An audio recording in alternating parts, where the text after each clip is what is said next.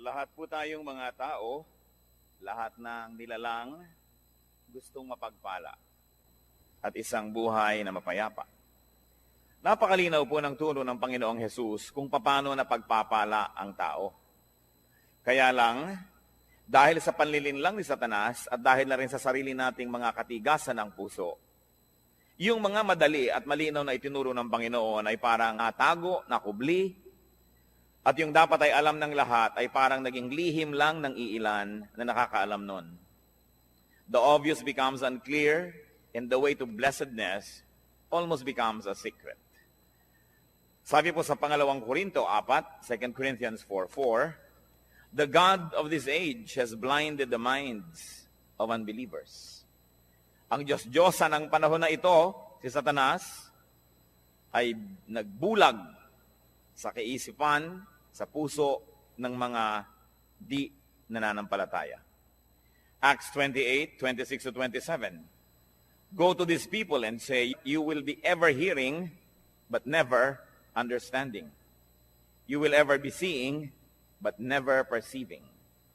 For this people's heart has become calloused. They hardly hear with their ears, and they have closed their eyes. Isa pong malungkot na description ng mga tao na naging bulag sa katotohanan ng Diyos, tumigas ang puso, nabingi ang mga tainga at di na nakakakita. Ang mga pinagpalang tao po ay pinagpala dahil sila'y nakakakita. Mahalaga na ang mata ay nakakakita at ang tainga ay nakaririnig. Blessed people are blessed because they see. What they see is almost a secret to the ungodly. At yan po ang tema ng ating pag-aaral ngayon, 3 secrets of blessed people. Ang 3 lihim ng mga taong lubos na napagpapala. Na dapat sana'y hindi lihim, subalit dahil sa kabulagan ng marami, nagmumukha tuloy na lihim. Luke 6:37-38. Ang nagsasalita po dito ay ang Panginoong Hesus. Do not judge, and you will not be judged. Do not condemn, and you will not be condemned. Forgive, and you will be forgiven. Give, and it will be given to you. A good measure, pressed down, shaken together, running over, will be poured into your lap. For with the measure you use, it will be measured to you. Narito po at mahuhukay sa ilang mga pangungusap na ito, ang pinag-uusapan nating 3 lihim ng mga taong tumatanggap ng pagpapala. Sabi ng Panginoon, huwag manghuhusga ng kapwa at nang di kayo husgahan. Magpatawad at nang kayo'y mapatawad din. Magbigay at nang kayo'y mabigyan din. At papaano po ipinakita at ipinaliwanag kung paano daw tayo bibigyan kung tayo mapagbigay? A good measure, pressed down, shaken together, and running over. Siksik, liglig, umaapaw. Ang ibubuhos daw sa kandungan nung bibigyan. Paano po kandungan? Nung araw po, lalo sa Israel, pag bumibili kayo ng trigo o bumibili kayo ng mga kung ano-anong mga grains, mga butil, may mga madadayang tendero, ang galing ng pulso, na pag nagsasalin sila nung mga butil na ito doon sa sukatan, kumbaga sa salop, ang galing nilang magpasama ng hangin, kaya tuloy maraming mga hangin sa pagitan ng mga trigo, konti lang pala yung laman, mukhang puno na. At mabilis nila yung isasalin sa yung sisidlan, para huwag mo nang mabigyan ng oras na yung trigo na yun ay bumaba. Kasi pag tumagal, bababa yun eh. Malalaman mong may kulang pala sa sukatan. Yun daw ibibigay ng Panginoon, tama ang sukatan, tapos siniksik pa, inuga-uga, para lalo pang bumaba at madagdagan pa uli pag nagkaroon na naman ng espasyo, at umaapaw. At dahil po nung araw, ang tao, lalaki at babae, mahahaba ang mga damit. Pag may binibili kayong mga trigo, wala naman kayong dalang paper bag, wala naman kayong dalang grocery bag, hahawakan nyo ang laylayan ng mahaba nyong damit hanggang makarating sa may gitna ng inyong hita ang laylayan na yon, at para kayo ngayong may malaking-malaking bulsang hawak, doon ibubuhos yung pagpapala. Kaya sabi, it will be poured into your lap. Napakagandang makita na yung binigyan ay hindi nagreklamo, nung sukatin niya sa bahay ay hindi kulang, kundi sobra-sobra pa. At narito po yung 3 secrets of blessed people. Pwede rin natin sabihin ito na 3 steps of blessedness. Unang-una pong daan tungo sa pagpapala ng Diyos, do not judge. Huwag manghuhusga ng kapwa. Tingnan po natin sa dictionary ang ibig sabihin ng to judge. It is to form an opinion or to pass judgment on someone. So makikita po natin na yung palang lumilikha ka ng yung mga iniisip tungkol sa isang tao, sinasabi mo na siya ay ganito, siya ay ganon, hindi mo pa naman lubusan ng kunawaan, yan ay isang uri ng judgment. Pag may nagsumbong sa iyo tungkol sa isang tao, hindi pa natin pinagpanik kung isinumbong, makapit ka na agad sa nagsumbong, isang uri ng judgment. Minabalitaan ka, hindi mo naman nalaman kung anong paliwanag ng kabilang partido, bumuo ka na agad ng pasya kung sino ang tama at mali, sino ang masama at mabuti, isang uri na naman ng judgment. Huwag daw mag-usap. Matthew 7:1-2, ang Panginoong Jesus, sabi niya, do not judge. This is another echo of what was said. Or you too will be judged. For in the same way you judge others, you will be judged. And with the measure you use, it will be measured to you. What will happen if you judged? Ano pong mangyayari pag tayo naghatol sa kapwa? Malinaw ang sinabi. You too will be judged. Pag ikaw ay humatol, hahatulan ka rin nino ng tao at ng Diyos. Di po ba't pag may mga sinasabi sa iyo, dapat malinis ang bahay mo, dapat ganito ginagawa mo, dapat ganyan ka, sasabihin ng iba, bakit ikaw? Kasi ikay humahatol, hahatulan ka rin. Pero, ang mas masakit doon, hahatulan ka ng Diyos. At yun ang mabigat na hangin. At ano naman po ang problema kung hahatulan tayo ng Diyos? Well, you will be found guilty. Tiyak na pagka Diyos ang naghukom sa atin at tayo'y sinukat, tayo'y kulang, tayo'y tinimbang, siguradong tayo'y kulang. Sapagkat sabi sa Romans 3:23, for all have sinned and fall short of the glory of God. Lahat ay nagkasala at kinapos sa kaluwalhatian ng Diyos. May exempted ba? Exempted ba ang mga taga-Bacolod? Exempted ba ang mga taga-Las Piñas? Hindi. Sabi, lahat ay nagkasala at kinapos. Romans 3:10-12, as it is written, there is no one righteous, not even one. There is no one who understands, no one who seeks God. All have turned away, they have together become worthless. There is no one who does good, not even one. Sa tingin ng langit, walang gumagawa ng tama. Lahat ay nagkakamali, panapanahon lang. Kumisan ay tamang-tama ka ng 2 araw, sa pangatlong araw, nadapa, may mali na. Yung mga iba, hindi na talaga tumabangon sa pagkakadapa, permanente nang nakadapa. Sobra nang nasanay sa pagkakasala. Wala daw nakauunawa. Pero sasabihin natin, hindi ba may ginagawa kaming tama? Subalit sabi rin sa Bible, ang pinakamagaganda at pinakamalilinis nating gawa ay para lang basahan. Kung ito ay hahambing sa kalinisan ng Diyos, kulang at kulang pa rin. Kaya walang maaaring magyabang. Sasabihin niya, ako'y tama, so pwede na ako ngayong manghusga ng iba. Ako'y maayos, so pwede ko na ngayong hatulan ng ibang hindi maayos. Sapagkat maaaring maayos kayo ngayon, hawak niyo ba ang bukas? Nakatitiyak ba tayo? Napakarami pong narinig ko nung araw, mga magulang, pintasan yung mga anak na dalaga ng kapitbahay, ng mga tagarong kabilang kalye. Pagkatapos, lumaon yung mga sarili nilang anak na dalaga, ang mga nakapariwara. Wala na sila ngayong masabi dahil nauna na ang paghatol nila doon sa iba. Sabi pa naman, kung anong panukot mo sa iba, ganun ka susukatin. Sobra kang mahigpit sa iba, magiging mahigpit din sa iyo Diyos. Yan ang problema pag tayo po'y humahatol agad. Genesis 6:5, nilikha ng Diyos ang tao, takot-takot na kasalanan at mga kasamaan ang ginawa ng tao. The Lord saw how great man's wickedness on the earth had become, and that every inclination of the thoughts of his heart was only evil all the time. ng Panginoon kung gaano naging kasama ang puso ng tao na wala siyang hinahangad, iniisip, kundi ang gumawa ng kasalanan. What will happen if you did not judge others? Well, you will not be judged. Yun ang blessedness. You will not be judged by people. Kasi hindi ka mapagsasabi, bakit ikaw? Bakit ikaw? Kasi wala kang mapilibitawang mga salita na mahamak sa iba, tumahatol sa iba. So bakit kasi silipin? Pero ang mahalaga, God will not judge you.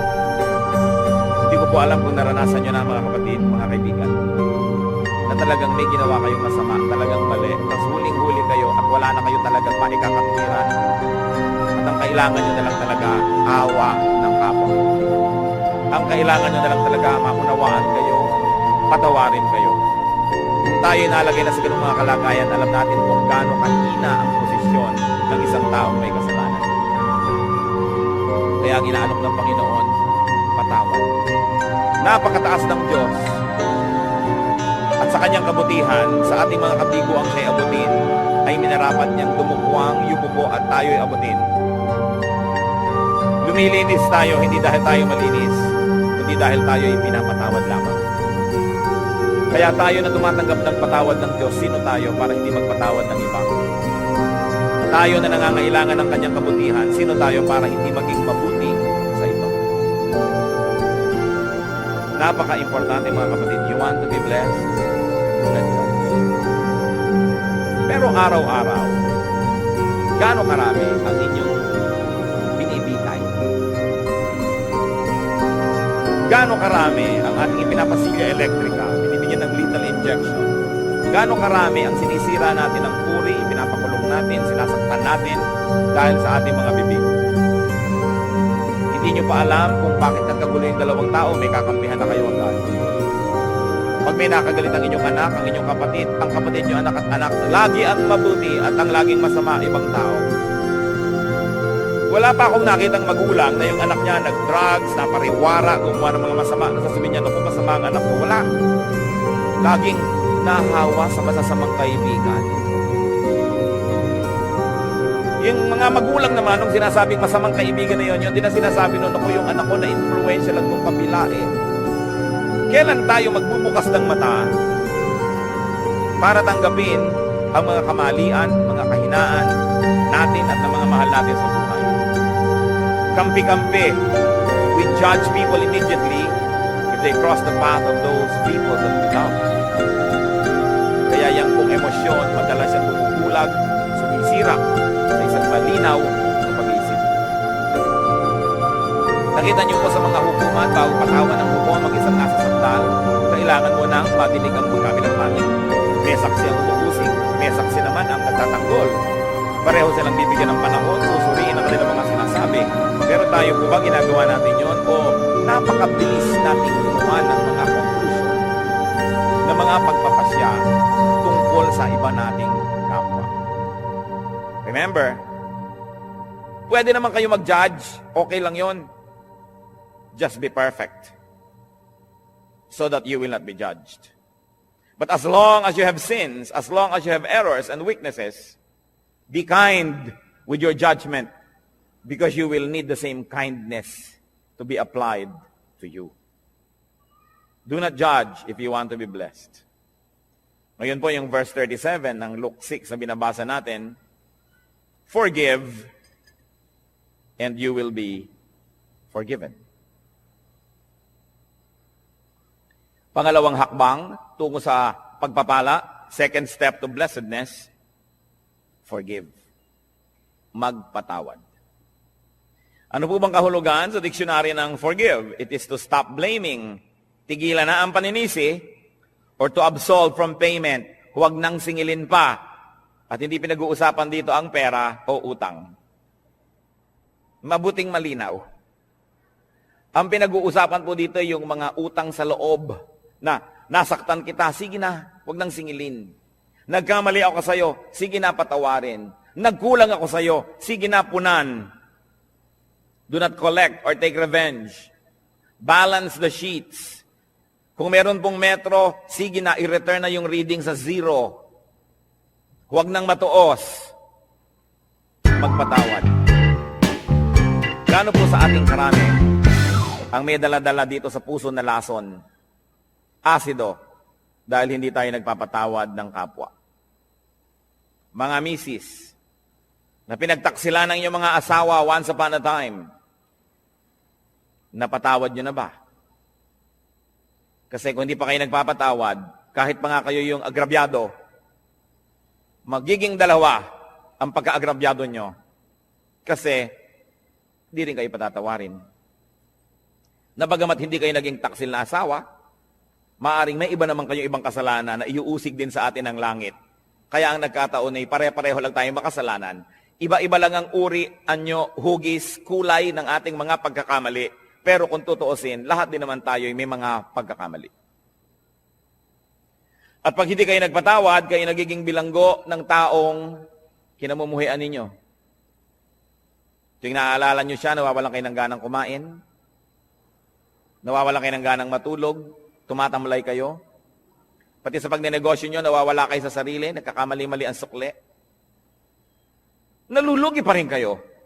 Ipagpalagay na minsan na tayong nalugi, minsan na tayong nasaktan, minsan na tayong nahirapan. Pero habang di pa kayo nagpapatawad, patuloy pa kayong masasaktan. Kaya sa pagpapatawad, hindi lang yung taong nagkamali ang pinapalaya ninyo, kundi ang inyong mga sarili rin. Gaano karami ang dumating ngayon dito na may kinikim-kim sa puso na sama ng loob, galit, nakatanim na mga hinanakit. Sayang ang pagpunta nyo rito kung lalabas pa kayo sa pinto ng bulwagang ito na dala-dala nyo pa rin yan pauwi. Alam nyo po ba na kayo'y kinatagpo ng Panginoon ngayon, hindi ito isang aksidente, sapagkat nais niya tayong lahat palayain mula sa spirito ng hindi pagpapatawad. Kung ang Panginoong Jesus na walang kasalanan, hinampas, sinaktan, ipinako, pinagbuhat ng mabigat na troso, inalipusta, dinuran sa muka, binunutan ng bigote, sinampal, pinagsabihan ng mga masasakit na salita, sa kabila ng kanyang pagbuhay sa mga patay, pagpapagaling sa mga may sakit, pagpapakain sa mahihirap, sa kabila nun ay siya'y nagawa ng masama, subalit siya'y nagpatawad. Sino naman tayo para hindi magpatawad? Meron din naman tayong nagawang mga masasama. What will happen if you forgave? You will be forgiven. Kuminsan po, nalulungkot ako makita ang marami nating kababayang napakamanga relihiyoso. Nagpapapako sa krus, naghahampas sa sarili, hinihiwa ng blade ang mga likod, dumidi pa, lumuluhod sa munggot asin, naglalakad ng paluhod, pinahihirapan ng sarili upang mapatawad sa kanyang mga kasalanan. Hindi naman lihim ang daan tungo sa kapatawaran. Hindi sinasabi ng Panginoon na, para patawarin kita, pahirapan mo ang sarili mo, saktan mo ang sarili mo. Ano po ba ang Diyos natin? Sadistang Diyos? Na ikalulugod niya na makita na tayo nahihirapan, nagdurugo, nagpapawis ng dugo? Hindi siya ganon. Hindi hinihingi ng Diyos ang ating mga sakripisyo para niya tayo patawarin. Ang sinasabi lang ng Diyos, magpatawad ka sa kapwa mo at mapapatawad ka rin ng langit. Hindi natin kailangan gawin yung mga mahihirap na ginagawa ng marami. Kaya nakakalungkot po sapagkat ko ang Biblia, ang salita ng Diyos ay hindi nakabukas at hindi tinatanggap ng bukas na puso. Maraming ginagawa ang taong nasasayang. Pinipilit niya magpunyagi, maghirap. Subalit hindi naman pala yun ang hinihingi ng Diyos. Magpatawad ka lang sa kapwa. Kaya kung tutuusin, parang mapalad ka pa nga pagka marami nagkamali sa'yo Kasi marami ka rin mapapatawad. Therefore, you position yourself in the path of God's forgiveness. That's why everything that happens can be a blessing. If only you would open your eyes and see that our God is a God who dispenses blessing everywhere, every time, in every situation. What will happen if you did not forgive others? Ano naman ang mangyayari kung di kayo magpatawad? Matthew 6:14-15. Ito po ang sabi ng Panginoong Jesus. For if you forgive men their sin against you, your heavenly Father will also forgive you. But if you do not forgive men their sins, your Father will not forgive your sins. Yan po yung dasal nating Ama namin. Patawarin mo po kami sa aming mga utang, gaya rin naman ng pagpapatawad namin sa nagkakautang sa amin. Forgive us as we forgive those who trespass against us. Patawarin mo kami, gaya rin naman ng aming pagpapatawad. So ang sinasabi, Lord, kung kami po ay mahilig magbigay ng patawad, edi mahilig din kayong patawarin kami. Kung ayaw po namin magpatawad, huwag nyo rin kaming patawarin. At kung binibigyan po namin ng limitasyon ng aming pagpapatawad, na sinasabi natin, pangatlong beses mo nang ginawa yan, sa susunod, di na kita patatawarin, Lord, ganun din pong gawin nyo sa akin. Pag 3 beses na ako nagkaroon ng isang kasalanan paulit-ulit, sa ika-4, huwag nyo na po akong patawarin. Nauunawa po ba natin ito? Na kung tayo hindi nagpapatawad, tayo rin ang nalulugi. Forgiveness is a bridge. Don't burn the bridge over which you too must pass. Kumisan sa kahigpitan natin, ayaw nating may makatawid, sinunog natin ang tulay, pero yun pala, kailangan din nating tumawid, pati tayo na damay, hindi rin nakatulay. Kailangan ang pagpapatawad. Sasabihin ng iba, Pastor, napakahirap naman po yata yung magpatawad. Agree ako sa inyo. Yes, mahirap. Pero di po ba mas mahirap hindi magpatawad? Naaalala mo pa, sumasakit pa yung dibdib. Lumulungkot ka. Tumataas ang iyong blood pressure. Pagka naaalala mo ang mga gumawa sa'yo ng mali. Mahirap magpatawad, pero mahirap ding hindi magpatawad. Hirap din lang at hirap ang gawin nyo na yung sa panig ng Panginoon, yung inuutos niya magpatawad. At yan po ang dalangin ko ngayon, kung tayo merong daladala sa puso, dapat patawarin. Siguro parang pelikula na pumapasok sa screen ng inyong utak ang mga mukha ng mga taong ito. Patawarin nyo na. Alang-alang kay Kristo. At kundi malang alang-alang sa Kanya, mga kapatid, alang-alang sa inyong sarili. Sapagkat malinaw ang sinabi ng Panginoon, ang hindi nagpapatawad ay di rin patatawarin ng Ama sa langit. Kailangan ng isang himala para yan mangyari. Kailangan ng hipo ng Espiritong Banal para tayo magkaroon ng pagpapatawad. At yan po ang hihingin natin sa Diyos ngayon. Isang makapangyarihan na hipo niya. Magkaroon ng himala sa ating puso. Magkaroon tayo ng kakayahang magpatawad, bagamat hindi sana yun ang gusto natin. Kumisa na yung gusto natin maghiganti. Subalit hindi yan ang paraan ng Diyos. At ang gumaganti, nagagantihan uli, magagantihan, hindi na matapos ang gantihan. So if you do not forgive, you will not be forgiven by people and by God. You will remain guilty. Therefore, you will be judged. And in the end, you will be condemned. Pangalawa pong hakbang, forgive. Pangatlong hakbang, tungo sa pagpapala, give. Napakalinaw po ng sinabi, give and it will be given to you. Magbigay ka at susuklian ka. Bibigyan ka rin. At ano po, higit sa ibinigay mo ang ibibigay sa iyo. Kasi sukat na tama, sisiksikin, liligligin, aalugin at umaapaw pa ang ibibigay sa atin. Wala tayong kalugihan. So give to people. Give people your 3 T's. 3 letrang T. Time, talent, treasure. Ibigay natin yan sa tao. Lalo sa mga mahal natin sa buhay. Nagtataka naman ako sa mga tao na nag-aaway-away ang magkakapatid dahil sa kaprasong mana. Natitikis ang mga kamag-anak na may sakit, may pagdurusa, samantalang meron naman pwedeng itulong. Sabi, give.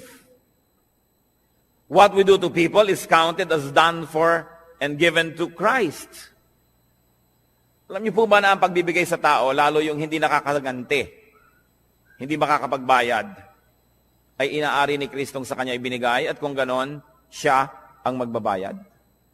Ano po ba ang tunay na pagbibigay?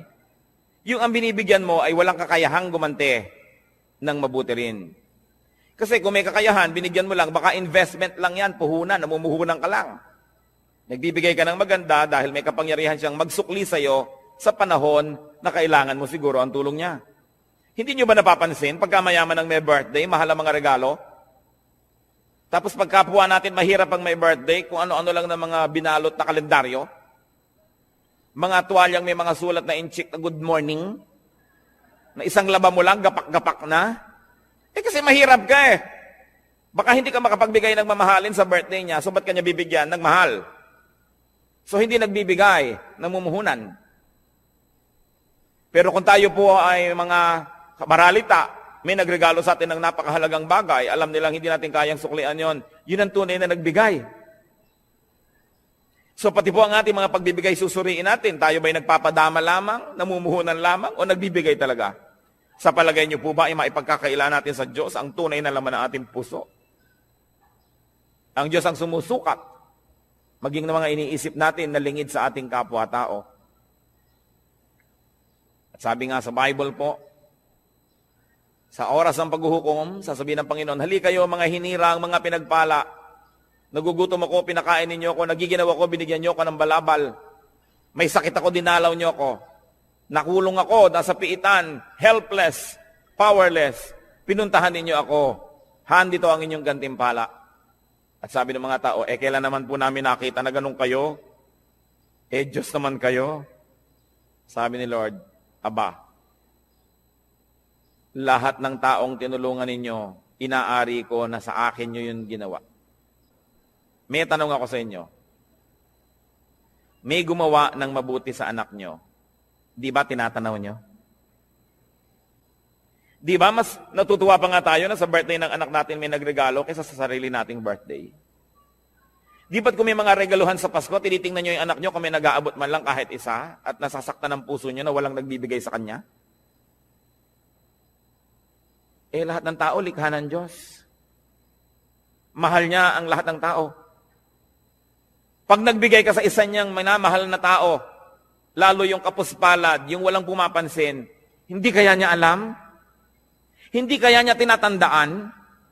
At sasabihin niya, balang araw, susuklian ko ang kabutihan mo. Kahit ngayon pa lang, susuklian ko na, sapagkat mabuti ka dito sa aking mga nilalang. Di ba't pag may sumasakit sa kalooban ng ating mga anak, ay tayo unang-unang nasasaktan? So kung may sinasaktan kang tao, sa palagay mo ba hindi mo sinusugatan ang puso ng Diyos? Kung meron kang taong hinuhusgahan, pinag-uusapan, chinichismis, inaagawan ng asawa, inaagawan ng pera, nilalamangan, hindi kaya natin pinalulungkot ang puso ng Diyos. Kaya ang sabi niya sa Matthew 25:45, I tell you the truth, whatever you did not do for one of the least of these, you did not do for me. At yung kabaligtaran naman noon sa verse 40, sabi niya, whatever you did for one of the least of these brothers of mine, you did for me. Kung ano, ang buting di mo ginawa sa kanila, ay sa akin mo ipinagkait at ako ang sisingil sa iyo. At kung ano naman ang buting ibinigay mo sa kanila, ako ang tatanaw ng utang na loob na yon. Ako ang magsusukli. Lalo pangat walang nakapuri sa iyo, walang nakapansin, hindi ka binigyan ng plaque, hindi ka ipinagpagawa ng monumento. Ako ang nakakaalam ng lihim mong kabutihan. At sabi sa Biblia, yung ama na nakakaalam ng mga lihim na gawang kabutihan, ang siyang magbibigay sa atin ng pagpapala. Whatever we give to people, we give to God. And if you give to people, therefore you give to God, why will you not be blessed? Sasabihin iba, aba kailangan wise. Bakit ko bibigyan yan? Di ako nawalan. Yung iniipon ko ang nabawas. Gaano kahirap ba sa Diyos na ibalik ang gusto niyang ibalik? Kung gusto ba kayong pagpalain ng Diyos, may makakapigil sa Kanya. At kung ayaw kayong pagpalain ng Diyos, meron bang makakapilit sa Kanya? Kaya mahalaga po, yung kasiyahan ng Diyos ang ating inuuna. So we give to people, any people, the least of people. But we also give to Christ's workers. Whatever is given to Christ's disciples, whatever is given to Christ, workers and servants, is counted as given to Christ. Mark 9:41, sabi ng Lord, I tell you the truth. Anyone who gives you a cup of water in my name, because you belong to Christ, will certainly not lose his reward. Kausap niya po ang kanyang mga disipulo. Sabi niya, maski isang basong tubig lang ang ibigay sa inyo dahil lingkod ko kayo, hindi malilimutan ng langit yon at mayroon siyang gantimpala. Gusto nating matuwa ang Diyos, maging mapagbigay tayo sa kanyang mga lingkod. Hindi lang sa mga pastor. Kumisan nga yung mga pastor, marami nang natatanggap yan ng mga regalo. Pero yun bang mga singer, Bible study leader, Sunday school teacher, yung janitor, kasama rin yun sa gawain, yung electrician, yung mga usherette, yung taga-piano, lahat yan ay mga lingkod ng Diyos. Hindi lang ang pastor. Naroon ba naman na darating kayo sa church ay aabutan nyo man lamang ng kalahating kilong longganisa galing sa lokban? Itong pianista. Sa palagay nyo ba, hindi aariin ng Diyos yun, nasa Kanya ibinigay? Lingkod niya yon. Mag-isip-isip tayo mga kapatid, sapagkat maiksi ang buhay. Kakaunti ang mga araw at bilang. Kailangan bawat araw, meron tayong nabibigyan, may nagagawa ng mabuti. Sapagkat ang lahat ng yan ay tinutuos ng langit. Pero mas mabuti sana na hindi natin ginagawa yun dahil tinutuos, kundi dahil talaga ang puso natin ay naging makadiyos na at ang likas sa Diyos ay mapagbigay. Ganon din naman ang ibinibigay natin sa church, sa gawain ng church, inaari rin yun na ibinibigay kay Kristo. What is given to the church is counted as given to Christ because the church is His body. Sabi po ng Ephesians 5:23, Christ is the head of the church. His body, of which He is the Savior.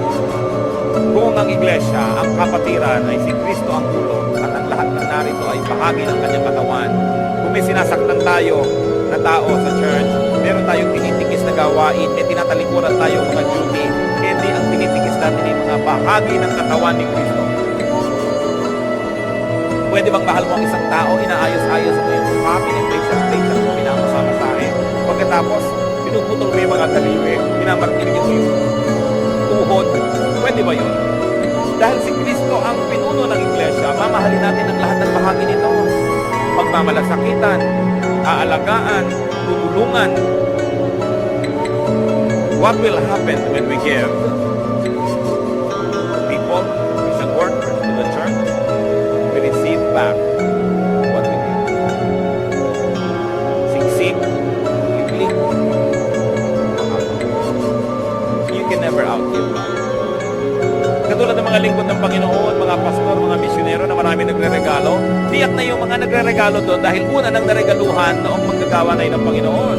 Siguro na ipanalangin, siguro naturuan, na bigyan ng pangaral, na bless, kaya kayo nagsusukli. Yan ang sinasabi, pag nagbigay kami, babalik. Ngayon, kung walang nagbibigay sa iyo kapatid, hindi mag-isip-isip na rin. Baka naman hindi ka rin nagbibigay kasi. Because if you are a blessing to people, the same people will also be blessings to you. Because life is a circle. Mabalik-balik lang. We inhale, we exhale. Araw, gabi, dilim, liwanag. Give, receive. Yun ang buong circle. Ngayon, kung give, kung kayo lamang ay receive and receive, one way. Nakita po ninyo ang mga estero dito sa Maynila, mga kanal, bakit mabaho? Bakit ayaw lumakad ng tubig? Kasi parado. Dahil ang mga ilog dito, sa dami ng bara, tanggap lang ng tanggap ng mga dumadating pag-tubig, dumadating na kalat, hindi naman ibinibigay, hindi naman lumalakad, tanggap lang ng tanggap, bumabara tuloy. Ano ba ang magandang ilog? Di po ba yung maagos? Narito ako, tatanggap ako, ibibigay ko. Tatanggap ako, ibibigay ko. May agos. Pag tumatanggap tayo ng pagpapala ng Diyos, meron tayong ginagamit sa sarili na ibibigay tayo, may agos. Pero kung sinosolo mo, Ang kamay mo'y punong-puno na ng mga luma at mga hampok at mga bilasa ng mga pagpapala. Paano ka tatanggap ng bago? Kailangan kasi pag may pagpapala, ibinibigay natin sa iba, tinatanggap natin yung iba. Wala ka na namang laman, ibigay ka na ng Diyos. How can you inhale when you have not exhaled? So it's a matter of giving and receiving. And we receive back what we give. Sabi sa Luke 6:38, give and it will be given to you. A good measure, pressed down, shaken together, and running over. Lord, into your lap. Sa Luke 6:38, for with the measure you use. Kuripot po ba kayo sa kabutihan? Magiging kuripot din sa inyo ang langit. Mapagparaya ba tayo at mapagbigay? Ganon din. Pagtatanggapin natin atensyon mula sa langit. So what you give, you will be judged and condemned. It's like the way we judge and condemn others. So pag-ingatan ang bibig, we will be forgiven just like the way we forgive. And we will be given just like the way we give. May tatlong bagay pong kailangan tayong mga tao. Unang-una, kalayaan mula sa judgment, mula sa pag-uupo. Kasi lahat tayong guilty. Kailangan din natin papatawad tayo dahil tayo may kasalanan. At kailangan din natin tumanggap ng pagpapala ng Diyos. Simple, para ang lahat ng yan ay maganap. Blessed people or the people who will be blessed do not judge. Suriin natin ang ating mga isip. Watch yourself. Blessed people or those. Check your heart. And make it a habit to forgive. Balik na rin po natin ang ating mga kostumbre. Kasi kung minsan ang nakaugalian na natin, pagtanim ng sama ng loob, pag hinanakit, hindi kumikibo, pero galit pala. Balik na rin natin yon. Sabi sa Romans chapter 12, be renewed by the changing of your mind. Palitan na ang paraan ng pag-iisip. Alisin na yung mga lumang paraan na hindi naman nakabubuti. Make it a habit to forgive. That when people wrong you, immediately, your instant reaction is to forgive. Habit yan. It can be formed. It is a learned behavior. And God can help us. And of course, a way to blessedness, a way to prosperity is to give. Suriin natin ang ating mga sarili. Hindi naman dapat lihim ang mga bagay na ito. Ibinunyag na ng Panginoon. Nagiging lihim lang sa mga nagbubulag-bulagan at nangagbibingi-bingihan. Panginoong Diyos, suriin niyo po ang puso namin. Turuan mo kami, Lord, na tunay na maging marunong. Karunungan na kumikilalang ang tamang gawin yung ipinagagawa nyo. In the name of Jesus, I rebuke all work of Satan and all deception of the evil one in the hearts of these men and women before the Holy God. We rebuke and drive away the deception, the burdens, the heaviness, the darkness, and we declare freedom for the people who are opening their hearts to the Lord today. Tanggapin natin ang kalayaang magpatawad, ang kalayaang maging makadiyos, ang kalayaang maging malinis, at nawa ang pagpapala ng Panginoon, lalo pang sumagana sa buhay ninyo. Sa ilang saglit mga kapatid, patuloy tayong yumuko sa katahimikan, makipagniig tayo sa Diyos. Dinggin natin ang tinig ng Espiritu na nakikipag-usap sa atin ngayon. Makipagniig sa Espiritu ng Diyos.